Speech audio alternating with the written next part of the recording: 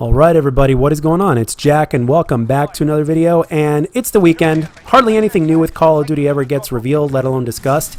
If anything, just maybe leaks and rumors and stuff like that. But for the most part, the weekend is basically like days off for Call of Duty. So I want to take this time and just introduce a new series, and this is going to be called the Casual Commentary or Casual Comm. I haven't really fully decided, but something along those lines. So, and basically, whenever I make a video over the weekend that I haven't covered in terms of what's going on with Call of Duty. Granted, there's nothing going on, which I just mentioned. Nothing hardly ever goes on the weekends for Call of Duty, anything new. I just figured I would discuss other things that are just as important in the gaming community, or anything else for that matter, anything I want to discuss. So let's get right down to it. Let's talk about this whole PS5 and Xbox Series X console war, because right now that's what's going on. A lot of Sony ponies are basically praising Sony right now, saying that they've already won when it's only halftime, and I think that's kind of foolish. Now, just to start things off, I want to say that I do not take sides when it comes to gaming, and I will post a picture up on the video probably after some of the other notifications are done. I am going to post a tweet that I put up recently detailing the consoles, like which consoles I've owned from age 7 up till today, which is 35, and age 7 was when I first started gaming, and I never stopped ever since, which basically proves, and the fact that I also own a PS4 and an Xbox, basically proves that I don't take sides when it comes to this whole console generation thing. I like the exclusives that both consoles have to offer. I like the strength. I like the fact that one console has a specific strength over the other, and for the most part, when it comes to gaming, except unless there's a game I'm just not interested in, for the most part, I'm always interested in whatever one side offers that the other does not, or that does differently than what the other does. So, long story short, I respect and love both companies and both consoles, and as a matter of fact, if I wasn't in such a bad financial situation right now, which is, for me personally, the worst financial situation I've been in the last decade, if I wasn't in such a bad financial situation right now, one of the things that I would do is buy a damn Switch, because I love Mario. I grew up on Mario. I grew up on Nintendo. SNES is probably my favorite console of all time. If I had to choose one, it would be really difficult to choose. But the SNES, I've got the greatest memories and nostalgia from that console generation alone. And the fact that everything is just better when you're a kid just adds to that. So if I had to pick one, I'd say the Super Nintendo Entertainment System. So I'll always have a special place in my heart for Nintendo, just like I'll always have a special place in my heart for pretty much every console generation that has come out and that will continue to come out, because I believe that I'm going to be playing video games for the rest of my life. Things would have to get really, really fucking bad for me not to play video games anymore.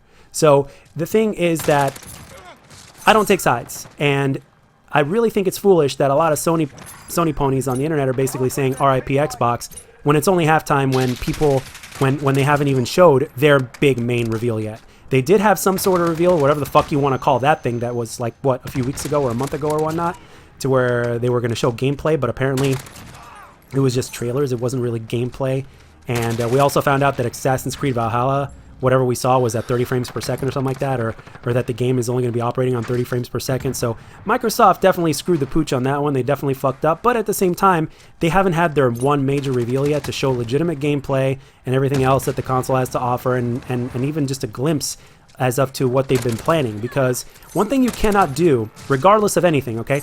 Let me tell you guys something. Here's something that I learned from a little movie called Child's Play 3, and this was from the European version, or the TV version that has extra scenes that were, for whatever reason, back in the day, back in the 90s when the movie was released, they were deleted. And if you look at it, if you can look it up on YouTube, thanks to YouTube, you can look it up. There's a deleted scene in Child's Play 3, also known as Chucky 3, to where he was basically in a military classroom, and one of the things that the instructor and the teacher said is that the cardinal sin in war is to underestimate the enemy. Do not ever underestimate the enemy or the opponent. And me being a 10-year martial artist with 10 years of experience and instructing as well, I could tell you, one of the worst things you could do is underestimate your opponent, underestimate your students, just underestimate anybody. So you cannot underestimate the opposition, guys. And it's only halftime. You don't want to celebrate too early, because if you end up losing, it's going to make you look even worse. And let's not mention the fact that ever since Phil Spencer became in charge of Microsoft, and again, this is not going to be a video basically just me kissing Microsoft's ass or anything like that, or taking sides. I will be talking about the other side as well. the thing is that ever since Phil Spencer became in charge of Microsoft, they've come a long way, especially in the backwards compatibility thing. I mean, ever since they took full advantage of backwards compatibility, that's one thing to where they clearly won, like, by a mile against Sony, because obviously Sony's, if anything, Sony's going to start doing that really soon, hopefully. I mean, that's one of the things that they lack.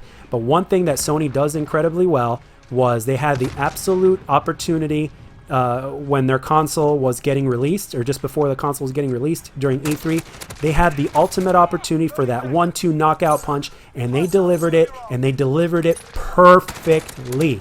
And not just with the pricing of the console, but also the fact that the console would not shut off if you were offline, or that very famous PlayStation video to where it's like, here's how you share your games with your buddies, and then you just hand it off the game to somebody else. He's like, hey, thanks.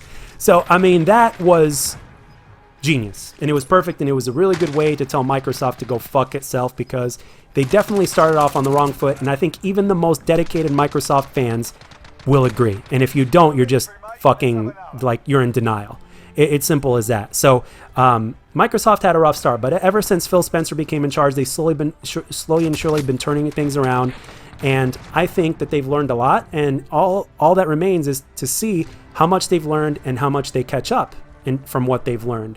Because just like Sony fanboys that are specifically Sony, Xbox people that are specifically Xbox have their own expectations and their own wants and needs, and I think that's very important that that is met.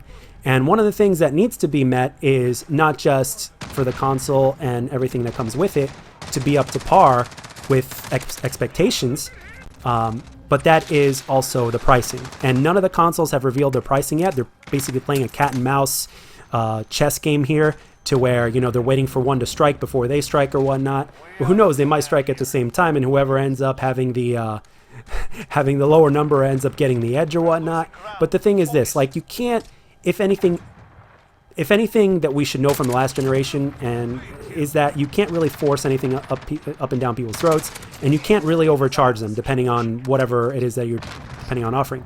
And as you guys know, it's not all about power. It's not all about the teraflops and stuff like that. It's not about that. It's about the quality of your games, what those games have to offer, the quality of your console. Does your console meet at least the very minimum of what fans come to expect?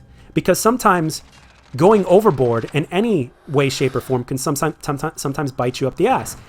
Like, for instance, graphics can look great. Like, there could be a game that has the best graphics out of all games out there, right? But if its gameplay is utter shit and not fun to play, you might as well just be watching a Blu-ray, which would be a hell of a lot cheaper. So, you see what I'm getting at? So, the thing is that you guys need to, I mean, both consoles and everything like that, and even the fanboys themselves need to understand that it's only halftime, and we still have ways to go, and the companies obviously need to understand even more than the fans. Actually, they need to understand the fans by simply learning and understanding that it's not all about power, it's not all about teraflops, and at the same time, it's not all about graphics, and you can't really underwhelm and you can't overwhelm either, because you guys they need to understand that at this point, consoles are more and more becoming like PC. So the thing is, what is going to make somebody buy a console over a PC? Now, granted, for gaming, especially if you've got the money, PC is it's where it's at. Like, PC for the most part is the best in pretty much every way, shape, or form you can get on games. But so that's where the console exclusives come from, and everything that you do to support those exclusives and the specifics that consoles offer that maybe PCs might not. And I'm having a hard time thinking of what that is. Maybe protection from hackers and cheaters and stuff like that. The exclusives that wouldn't be released on PC, which, by the way, Xbox is taking advantage of as well with their Game Pass. They have a Game Pass specifically for PC as well, so I guess all the games that you can play for PC are going to be available, or on console are also going to be available for PC. So Xbox has done a terrific job at that. And of course, the rumors that Halo Infinite could be free to play, I think is going to be a really big thing, and it's going to impact not just Xbox, but it's going to impact Sony and Call of Duty as well. Because let's say Halo Infinite ends up being terrific, and it's all free to play. The single player, which is rumored to be open world with RPG elements in it, and with a massive, massive story, all focused with the Chief and everything like that. And the multiplayer being free to play as well, being one of the best multiplayer iterations ever. Let's say they go back to old school while combining new school without advanced movement or whatnot. They managed to blend everything very well without necessarily forcing advanced movement up people's throats and stuff like that, while giving old school with the new school and keeping its identity. And with everything else that they have to offer, free DLC and all that kind of other stuff, and without being too overly loaded with microtransactions to the point to where the popularity of the game and the little microtransaction sales that they do will also grant them even more money or whatnot. All of this is going to basically say, hey, we're a AAA title, but we released 100,000% free. Anybody can access our game. So I think this is going to catch the attention of Call of Duty. Basically, the way Fortnite did with Call of Duty. I mean, look, it's been a year and a half, and we've got Blackout and Warzone. Warzone was released free to play, and that's the sole reason why Modern Warfare is successful as it is, because Warzone is free to play. And of course, Blackout saved Black Ops 4, because a lot of players, even the Treyarch fanboys, Black Ops 4 is their least favorite Call of Duty out of the four, for the most part, from content creators alike and from everything I've seen in forums, comment sections, and everything. Black Ops 4, for the most part, is most people's least favorite Treyarch title. So when you put everything in perspective, let's just be gamers and enjoy. And that's all I got for this one, guys. I hope you enjoyed the commentary. I hope you have a safe and wonderful weekend. And this is Jack, signing off.